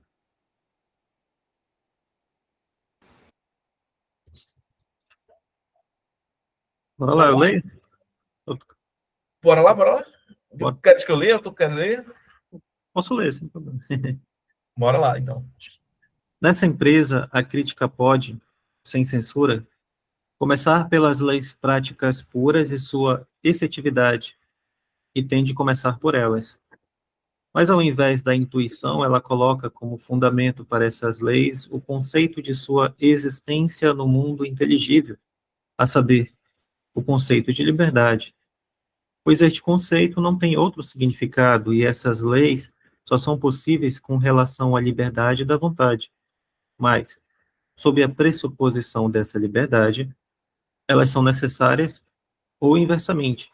A liberdade é necessária porque essas leis, enquanto postulados práticos, são necessárias. Agora, para além disso, não se pode explicar como é possível essa consciência das leis morais ou, o que é o mesmo, a consciência da liberdade. Pode-se apenas defender, e muito bem, na crítica teórica à admissibilidade da liberdade. Perfeito. E aí já vem aquela questão que ele fala, né? Isso daqui é um postulado prático, tá, gente? Porque é um postulado prático. Ele está falando que a liberdade, a consciência da liberdade é um postulado prático, as leis e tudo mais. Por que é um postulado? Porque eu não consigo demonstrar que eu sou livre, que a gente é livre. Do ponto de vista teórico, eu não consigo dar um conceito, fazer uma demonstração, né? E isso daqui é o grande problema, porque boa parte da metafísica tradicional tentou fazer isso, mostrando que a gente que a gente é livre, né? Que os seres humanos é livre, por isso que a gente pode, né, atribuir, imputar responsabilidades dos atos uns dos outros, entendeu? O ponto aqui é que o Kant ele é o cara que vai dizer que a gente não consegue chegar aí, que a razão humana não consegue demonstrar, né, que a gente é livre, ou seja, está para além dos limites da nossa razão, dos poderes que a nossa razão tem, fazer essa demonstração. Certo? E agora, se eu não consigo mais demonstrar que eu sou livre, como é que eu posso teorizar ou falar sobre a moralidade, sobre o fenômeno da moralidade? Né? Se eu não sou livre, não tem mais responsabilidade, ninguém mais pode ser responsabilizado, então acabou-se. Não tem mais por que eu fazer exigência moral uns aos outros. Qual é a sacada, qual é a saída do Kant? Né? Eu não posso demonstrar racionalmente que eu sou livre. mas eu posso postular. Em outras palavras, eu posso supor. Se eu for livre, se a gente é livre, então, né? Se a gente é livre, então o fenômeno da moralidade é tal e tal forma. Então, né? Ser livre, as coisas devem ser de tal e tal jeito. Né? Se eu sou livre, as coisas devem ser assim. Entendeu? A saída do Kant é postular. É fazer uma suposição. Né? Não dá para a razão demonstrar. A razão não consegue demonstrar que existe uma alma imortal, que a gente é livre e nem que Deus existe. Está para além dos limites da razão. Por quê? Porque tudo que a gente consegue conhecer é o que está dentro do espaço e do tempo. E por definição, a alma estaria fora do espaço e do tempo, Deus e a liberdade, né? O que permitiria a gente conhecer a liberdade também estaria fora do espaço e do tempo. Ou seja, ele está pegando os elementos que são fundamentais para uma metafísica clássica, né? E dizendo que colocar eles como fundamento de qualquer teoria filosófica é inviável, né? Exigir que a razão demonstre isso é pedir que a razão, né, vá além dos seus próprios limites. Vitor Hugo. Então, quer dizer que é nesse ponto que entra aquele termo chamado de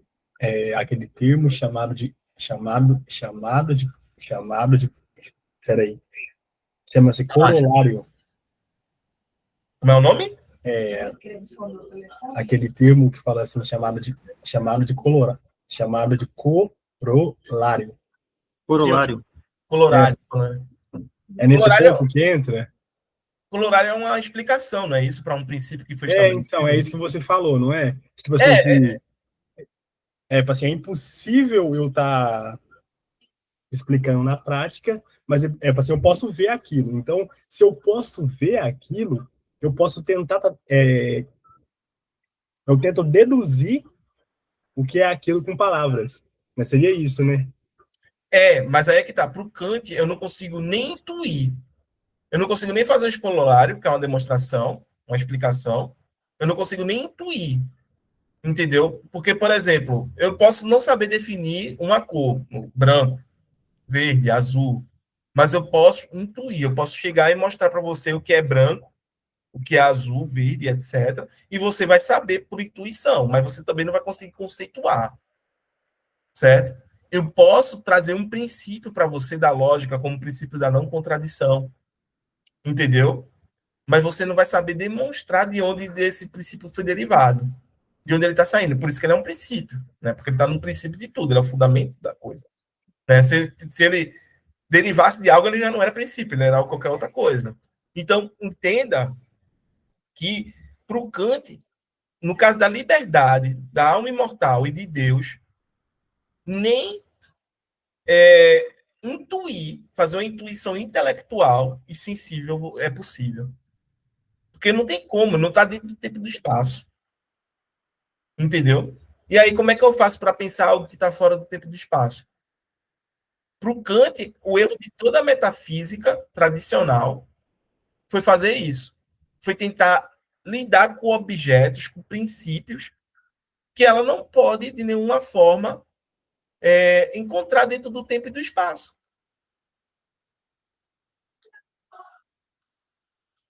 Pode falar, Vitor. Assim, então isso quer dizer, automaticamente, que se eu não consigo estar imaginando, se eu não consigo estar concebendo aquilo que está além, ele não existe, então. Então, dessa forma... tu tá dando um passo muito, muito longo aí. Porque eu não posso nem dizer que ele existe e nem que ele não existe. Isso já é uma afirmação muito forte. Entendeu? Se a gente pensar assim, né? Eu não consigo... Suspenso o juízo. É como se eu suspendesse o juízo. Eu não posso nem dizer que existe e nem que não existe. Como é que fica, então? Hã?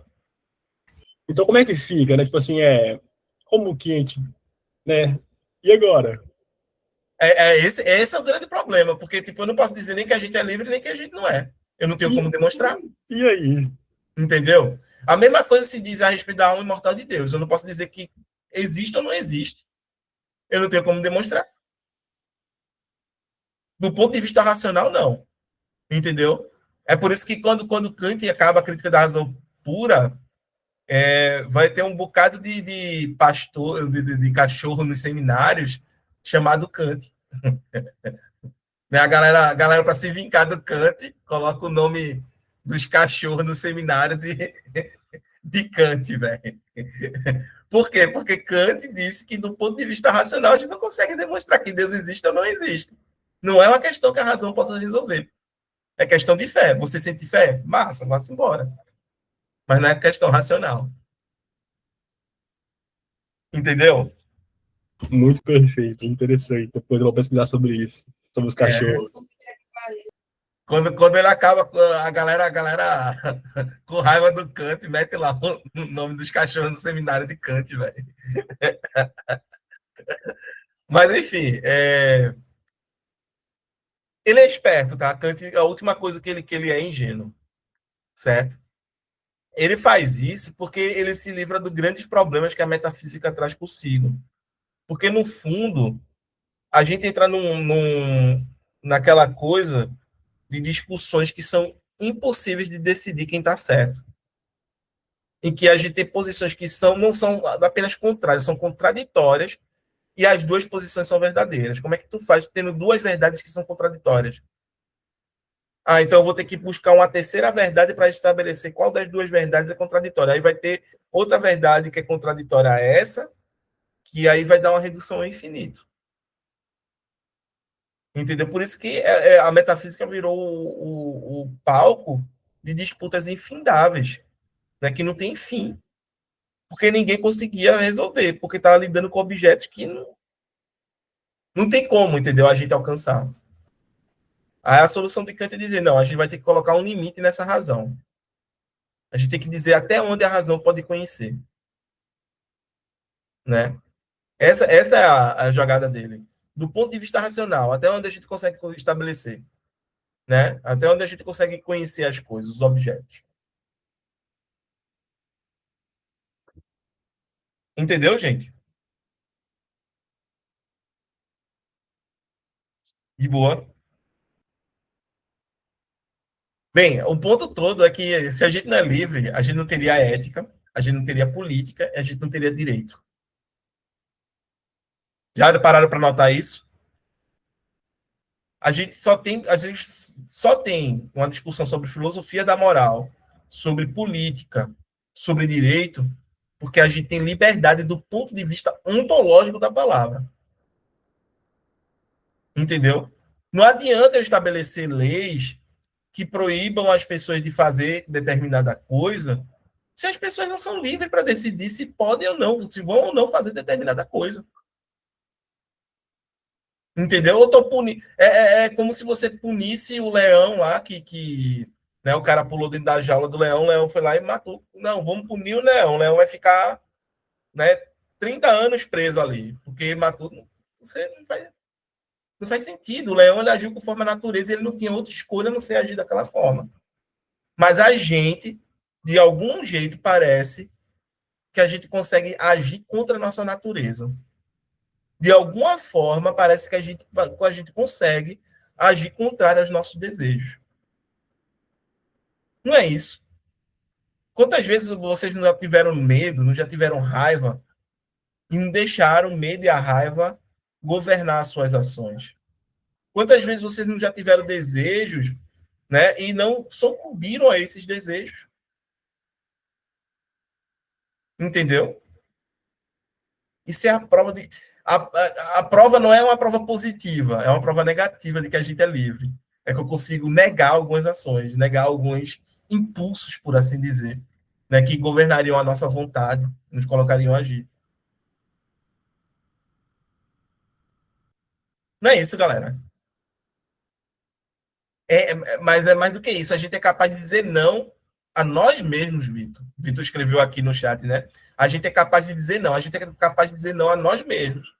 Entendeu? O cara que quer emagrecer ali, né? Aí vê aquela lasanha lá, aquele bolo de chocolate, entendeu? Vê o hamburgão, Ele diz não, morrendo, salivando de vontade, salivando, mas ele diz não. Entendeu? É a prova de que a gente é livre, a gente consegue agir contrário aos nossos desejos, aos nossos instintos, né? E aí, galera, o que é que vocês acham? Olha que a discussão só está começando, viu? Esse debate só está começando, ele é longo, ele é profundo, existem camadas. Olha o Kant já colocando a questão, né, mais à frente ali, a gente vai ter questão da pedagogia moral, né, que a gente vai aprender a ser moral. É bem interessante isso, né? Porque a gente não nasce, porque quando a gente está estudando, por exemplo, filosofia antiga, parece que a gente nasce moral, né? A gente nasce com a virtude, entendeu? E a gente só tem que manifestar essa virtude. Mas parece que aqui a gente não, a gente pode aprender a ser moral. É algo que é ensinado. E aí, galera, querem falar alguma coisa? Adson? Com essa página aí, Alisson, é 60, 61, 61. 61. 61. No PDF, né? Não sei como tá no livro, mas eu acho que é 61 no livro também. Tá. Aqui o livro não tem paginação, então a paginação do PDF é 61. Certo, galera? Bem, a gente encerra por aqui, mas próximo domingo a gente retoma essa leitura e esse debate, essa discussão, ok? Fiquem à vontade para, durante a semana, colocar lá no grupo da gente do WhatsApp questões, certo? Se alguém quiser alguma indicação de leitura, dado algum tema, também. Eu posso não responder de imediato, certo? Mas eu sempre respondo. Porque eu não posso responder ali, tipo, na hora, porque nem sempre eu tô com o celular na mão, eu tô no computador, tem hora que eu tô fazendo algumas coisas, tô estudando, tô, né, trabalhando, fazendo as coisas aqui, então nem sempre dá para responder de imediato, mas na medida do possível que eu vou vendo, eu vou lá respondendo, a gente vai dialogando, a gente vai conversando, certo? E vai ajudando vocês, tá bem? É isso, só tenho a agradecer a todos que estiveram por aqui. Incrivelmente, hoje não tivemos participação feminina, a Lúcia, a Daniela não apareceram, nem a Laís, né? Mas sigamos que o Kant é uma montanha, a gente está subindo essa montanha. Beleza? Muito obrigado, se cuidem, ótima semana para vocês, cheiro no coração e a gente se vê, gente. Vou encerrar aqui a gravação. Valeu.